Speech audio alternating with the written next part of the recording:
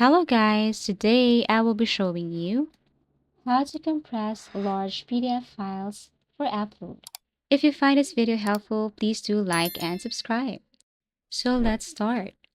In order for you to compress PDF files for upload without losing its quality, you can go to any web browser and then search for compressed PDF.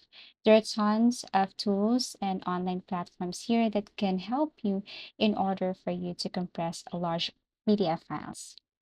Now, what you're going to do here is you have to select one. For example, I want to try this I love PDF. There is this compressed PDF file right here.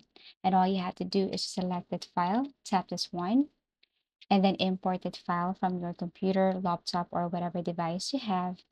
Once you have your file right here, then what you're going to do next is you have to look for compressed PDF. Tap on compressed PDF here. Wait as it is processing, and then once done, then all you have to do is to open. Now, this is the PDF file that I'm about to compress. It's clear. And let's see the result of the PDF after I compress this using I love PDF file tool.